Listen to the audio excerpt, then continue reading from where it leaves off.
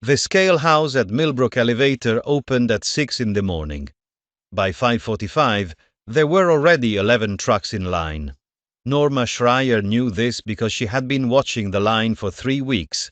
Not from the road, from her own farmstead, half a mile west, where the roofline of the elevator's storage bins was visible above the tree line like the spine of something old and immovable. She could not count the trucks from that distance, but she could count them from the grain road at the end of her drive, where she walked every morning after the first pass through the hog pens, coffee in hand, before the sun was fully up.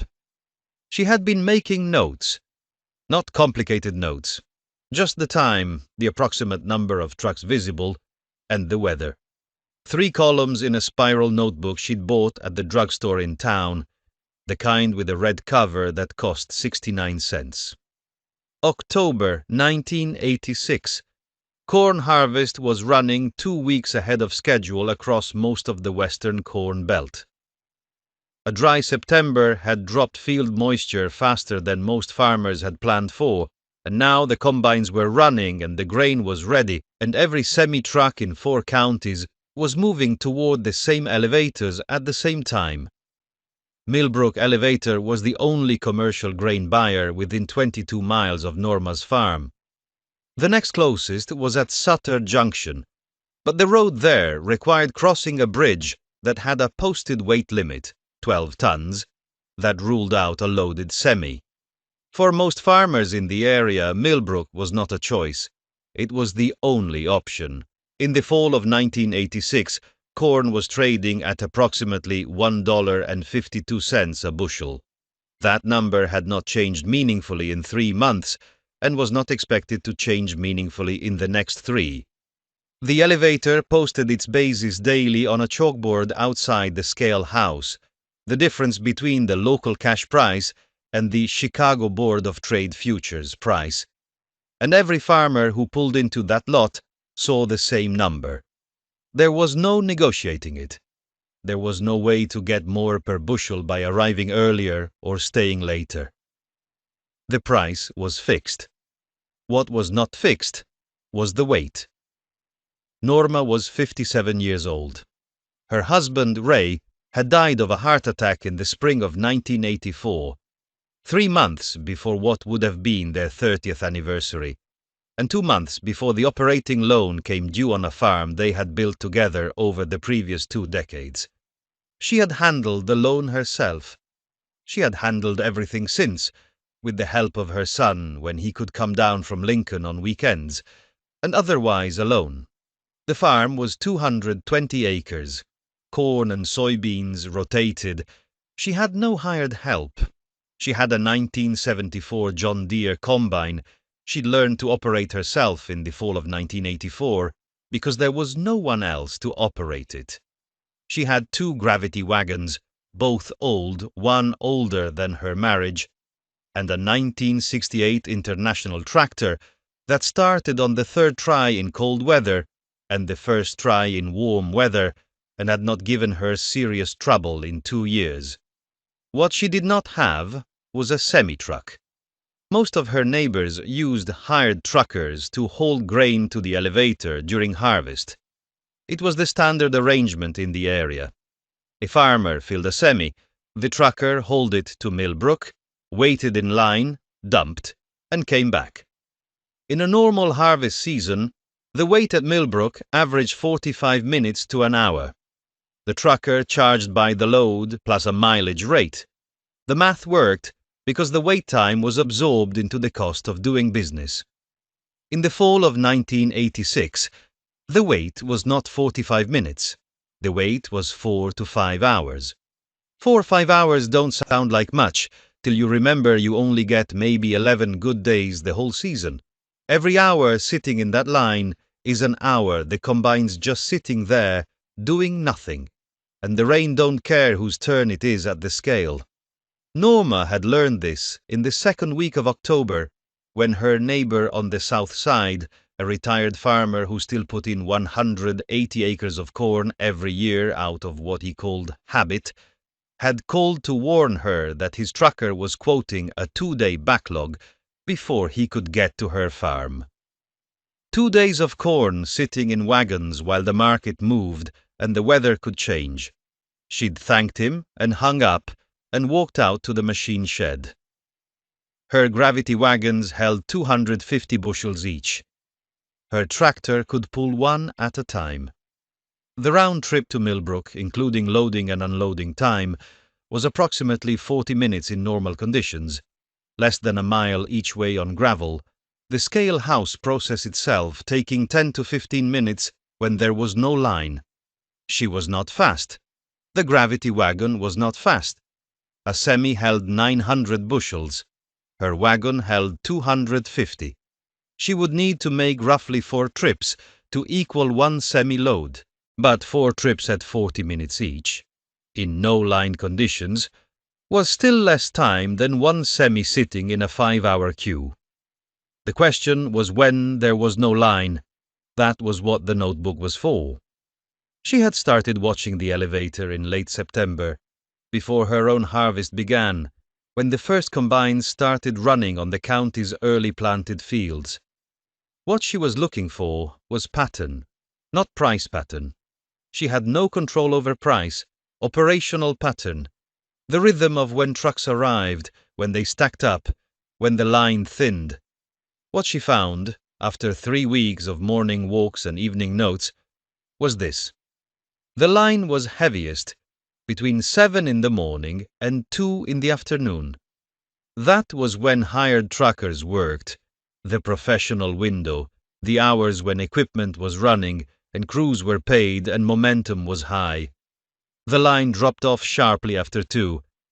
It dropped to near zero between 4 and 6 in the morning, in the window between when the last evening trucks finished and when the morning rush began. It also dropped during rain, not hard rain. The elevator stayed open in light rain, and so did most harvest operations. But the kind of October drizzle that made field conditions marginal, the kind that made truckers and farmers alike pause and reassess, that kind of weather cleared Millbrook's lot to 3 or 4 trucks, sometimes fewer. Norma did not have a hired trucker on the clock. She did not have a crew waiting to be paid. She had a tractor that ran in rain and a gravity wagon that did not care what time it was. On October 14th, she started her harvest at 3 in the afternoon and ran until 8 in the evening. She filled both wagons and left them staged at the edge of the field. At 4:15 the following morning, she hitched the first wagon to the tractor, drove to Millbrook in the dark, and pulled into a lot with 2 other trucks. She was on the scale at 4:22. She was back at the farm by 5:10. Second wagon by 5:40. Back by 6:30, before the line had rebuilt. She didn't increase her yield. She didn't get a better price. She just beat the line. What timing arbitrage does in a commodity market is narrow and specific. It does not change the underlying economics. It does not fix a bad price or compensate for a poor harvest. What it does is recover the hidden cost that most producers absorb without accounting for it. The cost of waiting. Most people watch the price and think that's the whole story. It's not. But sitting in that line for 2-3 hours, that cost don't show up on any paper, no receipt, nothing. It just quietly bleeds out of your margin while you're sitting there watching the clock. And at the end of the day, you wonder where it all went. In 1986, a hired trucker running from a farm near Millbrook was charging approximately $1.10 per loaded mile plus a waiting time surcharge of $35 per hour after the first hour. A 5-hour wait on a single load added $140 in trucker time to the cost of delivering 900 bushels.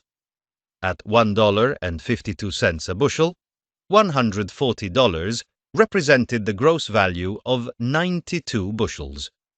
Every load that sat in line for 5 hours was, in effect, delivering 92 fewer bushels than its stated capacity, not because the grain wasn't there, but because the cost of waiting consumed the equivalent margin.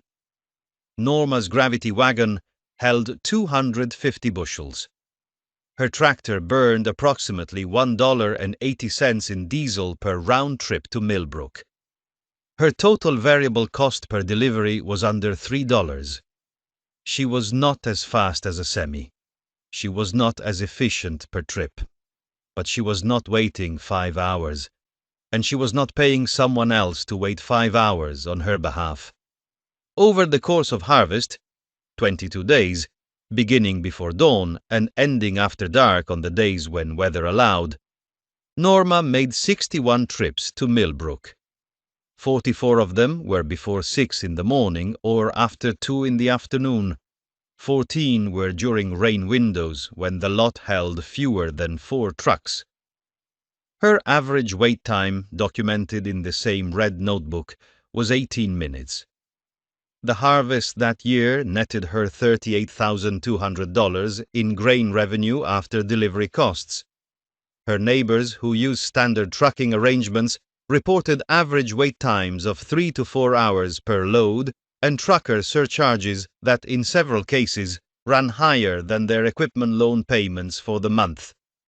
One neighbor, a man farming 340 acres 2 miles north, told her in November that he'd paid $1,800 in wait time surcharges alone across the harvest. He said it matter-of-factly, the way farmers report facts that hurt without changing anything. There was nothing to be done about it now. The grain was sold. The season was over. Norma didn't say much. There wasn't much to say that would have been useful. What she had done was not a secret strategy. It was not proprietary knowledge. Any farmer in the county could have watched the elevator lot and made the same notes. The information was available to everyone who looked. What she had was time, or more precisely, she had arranged her operation so that her time was flexible in a way that hired truckers' time was not. That flexibility had a value that did not appear on any invoice. It appeared in the notebook. Corn prices did not recover in 1987. The Farm Credit System, which had extended billions in operating loans to Midwest farmers in the early 1980s, reported its largest losses in its 60-year history that winter. Across Iowa, Nebraska, and Illinois, farm auction notices ran 2 and 3 pages in the weekly papers. Norma's operating loan came due in December. She paid it. She planted again in the spring. Before the 1987 harvest, she bought a second red notebook at the drugstore. Same kind, 69 cents. She dated the cover and put it on the shelf next to the first one, spine out, the way you'd shelve a book you might need to refer to again. October came. The elevator opened at 6. The trucks began lining up at 5:45. Norma was already on the scale.